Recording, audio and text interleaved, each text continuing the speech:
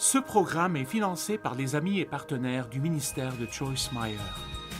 Avez-vous été abandonné? Avez-vous été rejeté? Vivez-vous avec les résultats de vos erreurs et vous ne savez pas ce que vous êtes censé faire? Je peux vous dire quoi faire.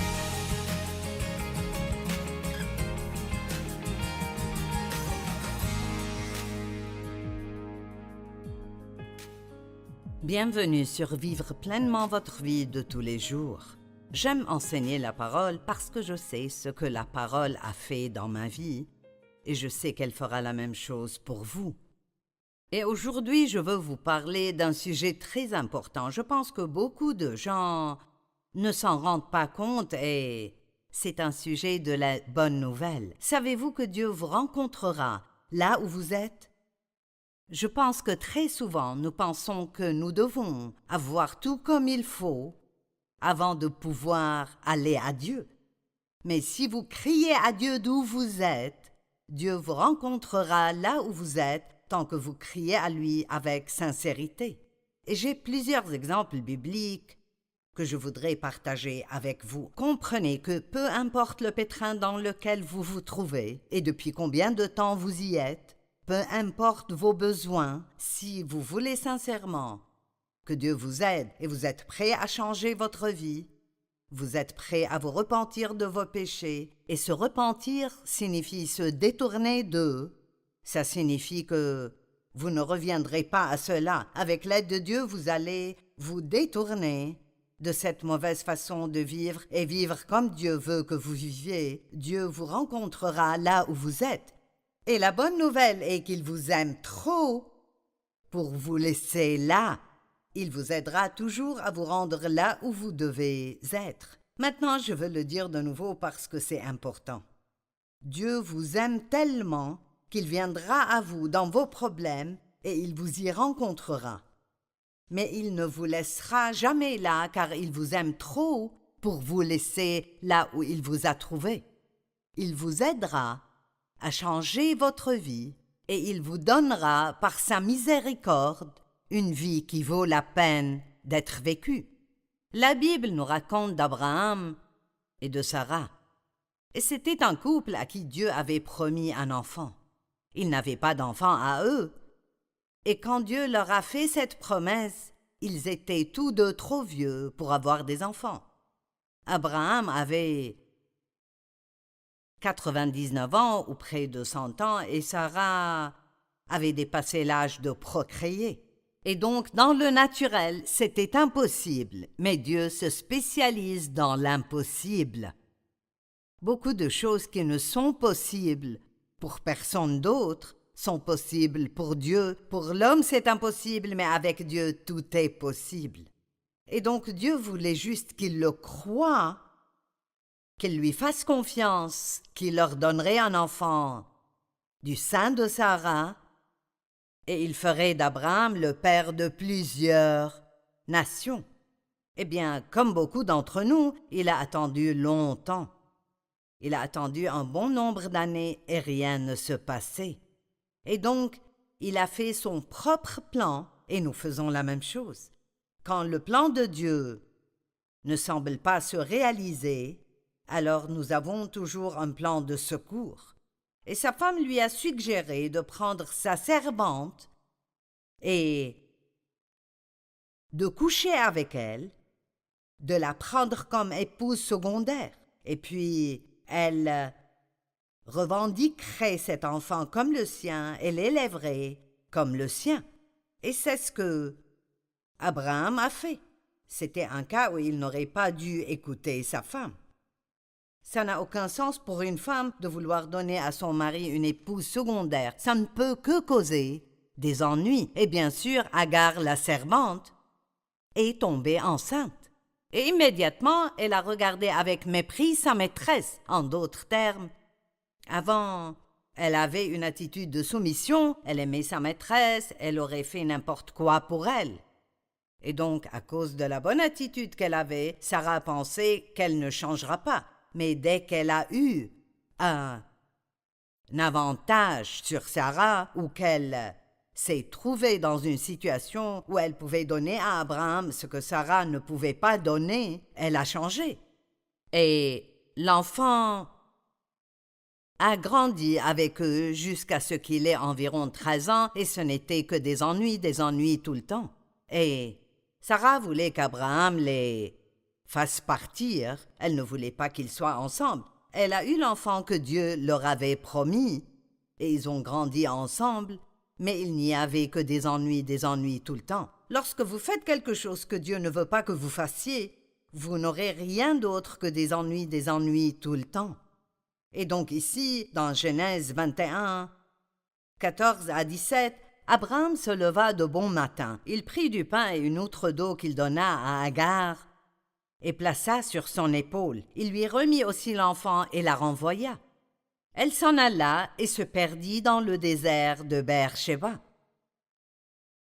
Quand l'eau de l'outre fut épuisée, elle laissa l'enfant sous un des arbrisseaux et alla s'asseoir vis-à-vis à la distance d'une portée d'arc, car elle se disait « Je ne veux pas voir mourir mon enfant ». Vous voyez qu'elle était déjà convaincue et qu'ils ne s'en sortiront pas et que le garçon allait mourir. Donc elle s'est assise et a commencé à pleurer, et apparemment le garçon pleurait aussi.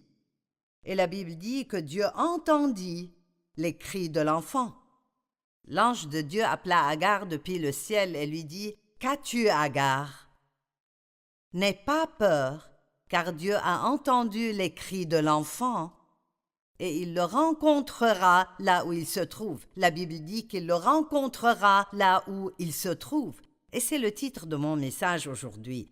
Dieu vous rencontrera là où vous vous trouvez. Ce garçon avait un pétrin. Sa vie semblait être presque finie et il a crié à Dieu. Parfois, tout ce que nous devons faire est crier à Dieu et il nous rencontrera là où nous sommes et il nous mènera là où nous devons être. Dieu a entendu Ismaël là où il était et il lui a en fait promis une promotion et une bonne vie. Et tout ce qu'Ismaël a fait, c'est crier. Il n'a rien fait d'autre, il a crié.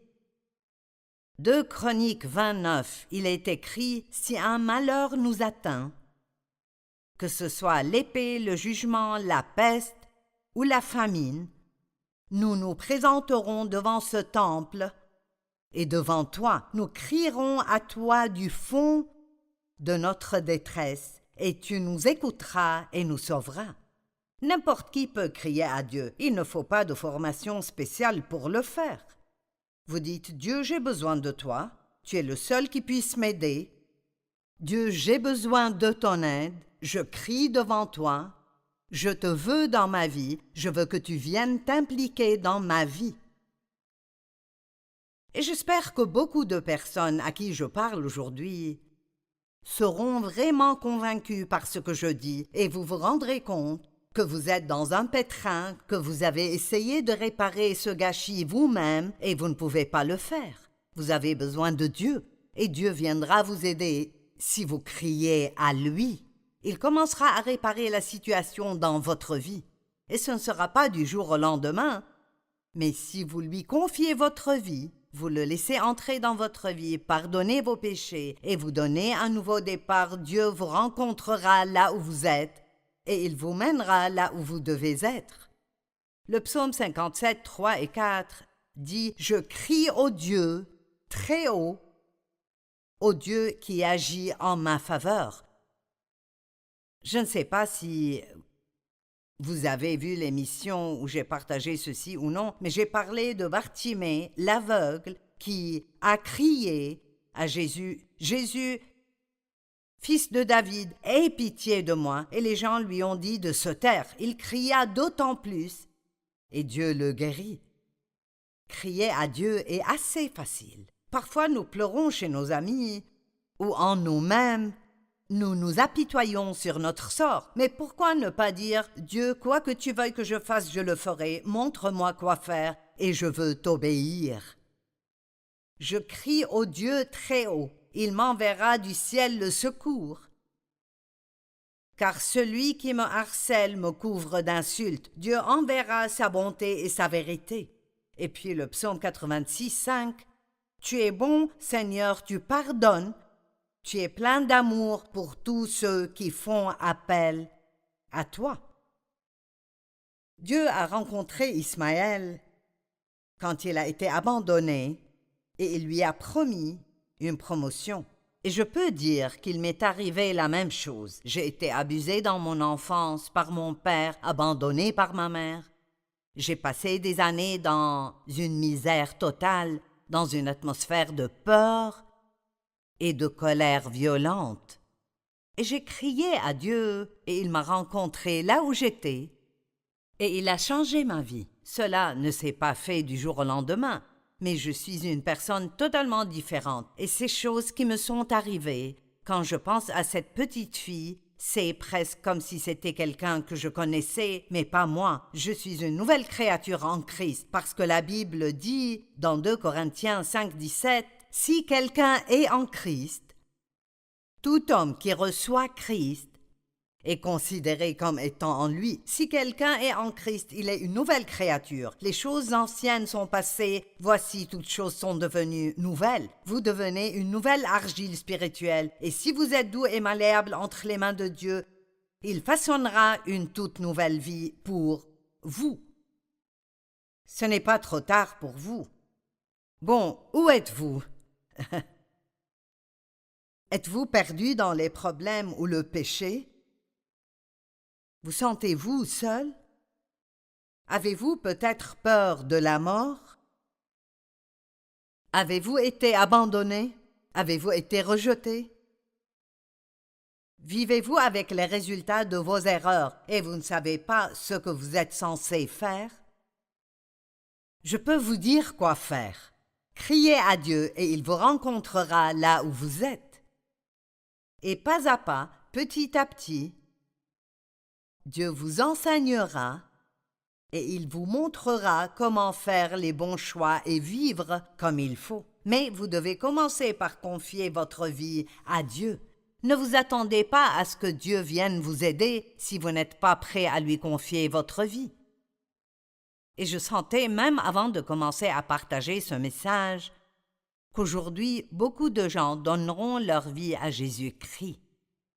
Et vous devez la lui donner. Il veut tout le monde, mais tout le monde ne le recevra pas, parce que tout le monde ne s'humiliera pas et ne dira pas « Oui, Dieu, tu as raison, j'ai tort, j'ai mal vécu ma vie et je veux changer. » Je suis un pécheur et je suis désolé pour la façon dont j'ai vécu et je te veux dans ma vie. Pardonne-moi et entre dans ma vie et sois mon Seigneur et mon Sauveur. Et au moment où vous faites cela, Dieu viendra à vous, il fera de vous sa demeure, vos péchés seront lavés et enlevés loin de vous, et il ne s'en souviendra plus. Ça ne veut pas dire qu'instantanément, tout dans votre vie sera réparé. Mais cela signifie que c'est un tout nouveau départ pour vous. Les vieilles choses sont passées, Dieu vous a pardonné. Et vous commencez à travailler avec Dieu pour que les circonstances de votre vie soient transformées en une vie vraiment belle et agréable.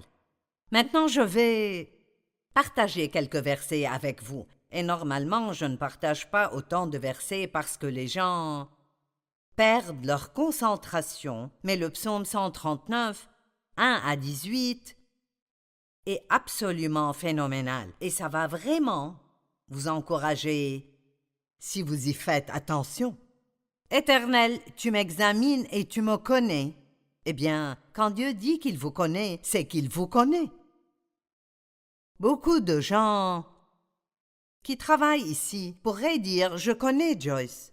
Eh bien, c'est vrai, mais ils ne me connaissent pas comme Dave me connaît. Et Dave ne me connaît pas comme Dieu le fait. Quand Dieu dit qu'il vous connaît, c'est qu'il n'y a rien en vous que Dieu ne sache pas. Il sait des choses sur vous que vous n'admettez même pas. Tu sais quand je m'assieds et quand je me lève, tu discernes de loin ma pensée. Pensez-y. Dieu sait tout sur vous, il voit tout ce que vous faites. Tu sais quand je marche et quand je me couche, et toutes mes voies te sont familières. En d'autres termes, il n'y a rien en vous qui soit surprenant ou choquant pour Dieu. La parole n'est pas encore sur ma langue que déjà, Éternel, tu la connais entièrement. Dieu sait ce que nous allons penser avant même que nous le pensions. Personne ne vous connaît comme Dieu vous connaît. Tu m'entoures par derrière et par devant, et tu mets ta main sur moi. Avez-vous déjà eu l'impression que Dieu vous a placé dans un endroit où vous ne pouvez qu'attendre que Dieu fasse quelque chose? Eh bien, il le fera si vous continuez à crier à lui. Une telle connaissance est trop extraordinaire pour moi, elle est trop élevée pour que je puisse l'atteindre. Le travail que Dieu fait dans notre vie est vraiment merveilleux. Où pourrais-je aller loin de ton esprit? Où pourrais-je fuir loin de ta présence? Si je monte au ciel, tu es là. Si je me couche au séjour des morts, te voilà. Si je prends les ailes de l'aurore pour habiter à l'extrémité de la mer, là aussi,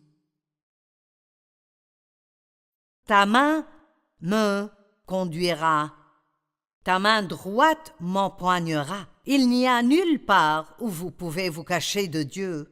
Il est partout, tout le temps, et sa main est sur vous. Et Dieu a un plan pour votre vie. Et je vais juste dire ça de la manière la plus douce que je connaisse.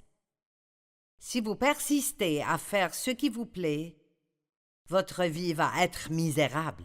Mais si vous abandonnez votre vie à Christ aujourd'hui, vous connaîtrez une vie que vous ne pouvez même pas imaginer maintenant. Si je me dis, au moins les ténèbres me couvriront, la nuit devient lumière autour de moi. Même les ténèbres ne sont pas obscures pour toi. Nous ne pouvons pas nous cacher de Dieu, ni dans le noir, ni aller assez haut ou assez profond. Dieu sait où nous sommes et il sait tout ce que nous faisons. Maintenant, écoutez ceci. C'est toi qui as formé mes reins, qui m'as tissé dans le ventre de ma mère. Dieu de sa propre main vous a tissé à dessein dans le sein de votre mère. Vous n'êtes pas une erreur. Dieu vous a créé spécialement. Il n'y a personne d'autre comme vous. Personne n'a vos empreintes digitales et personne n'a votre ADN. Ne laissez pas le diable ou qui que ce soit vous convaincre que vous êtes une erreur, qu'il n'y a pas de plan ni de but pour vous. Si c'est ce que vous pensiez, alors ce que vous pensez est faux. Parce que Dieu vous veut. Il a un plan pour vous et un but pour votre vie. Je te loue de ce que je suis une créature si merveilleuse. Tes œuvres sont admirables et je le reconnais bien. J'aime l'audace du psalmiste David. Il a dit « Tes œuvres sont admirables, je le reconnais bien ». Ce qu'il disait essentiellement est « Dieu, tu as fait de moi une merveille ». Je suis merveilleuse. La façon dont tu m'as fait est merveilleuse. Alors vous pouvez arrêter d'être votre propre ennemi. Vous pouvez arrêter de vous détester, de vous rejeter et de penser que ça ne va pas parce que vous n'êtes pas comme tout le monde. Aujourd'hui, vous pouvez vous accepter comme quelqu'un fait à la main, choisi par Dieu, fait très spécial, et Dieu a un plan spécial pour votre vie. Je n'étais encore qu'une masse informe, mais tes yeux me voyaient, et sur ton livre étaient inscrits tous les jours qui m'étaient destinés avant qu'un seul d'entre eux n'existe. Donc Dieu a un livre. Et il a écrit chaque jour de toutes nos vies dans ce livre avant même que nous n'apparaissions sur terre. Que tes pensées, ô Dieu, me semblent impénétrables, que leur nombre est grand. Comment les compter? Elles sont plus nombreuses que les grains de sable. Je me réveille et je suis encore avec toi. Dieu vous a, dans sa pensée, tout le temps. Il n'y a jamais eu un moment dans votre vie où Dieu ne vous a pas aimé. Et il n'y aura jamais un moment où il vous aimera plus qu'il vous aime en ce moment. Vous dites, cela ne peut pas être possible, Dieu ne peut pas m'aimer avec toutes les choses que j'ai faites.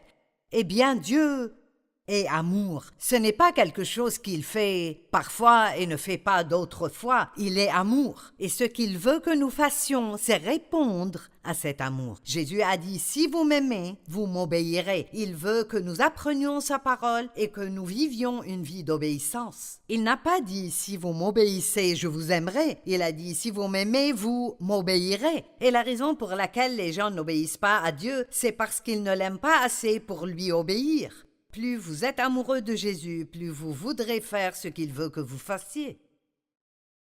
Apocalypse 3 dit « Voici, je me tiens à la porte et je frappe. Si quelqu'un entend ma voix et ouvre la porte, eh bien la poignée de la porte est de votre côté de la porte. Il ne va pas défoncer la porte et se faire accepter, mais si vous ouvrez la porte, il dit « J'entrerai chez lui, je souperai avec lui, et lui avec moi. » Eh bien, que signifie manger dans la Bible? L'intimité, la relation de proximité, les alliances scellées par un repas. La Pâque a été instituée avec un repas. Le corps du Seigneur et son sang qui ont été brisés et versés au cours d'un repas. Jésus veut manger avec vous. Il veut une relation intime, une relation personnelle avec vous. Vous savez, la Bible est pleine d'histoires de rédemption. Dieu est un Dieu de rédemption, c'est-à-dire qu'il nous a rachetés de l'ennemi. Dieu vous veut. Il a payé le prix pour vous. Le diable vous dit que vous lui appartiendrez toujours, mais ce n'est pas vrai, car Jésus vous a racheté avec son propre sang. Et il est descendu en enfer, et il a enlevé les clés de l'enfer à Satan, et il nous a donné l'autorité. L'ennemi n'a plus autorité sur vous si vous ne le laissez pas faire. Noé est une belle histoire de rédemption. Et je viens de remarquer ceci. L'histoire de Noé est dans la Genèse 6, 7 et 8. Dieu a averti du jugement à venir et il a dit que ceux qui se repentiraient de leurs péchés seraient sauvés.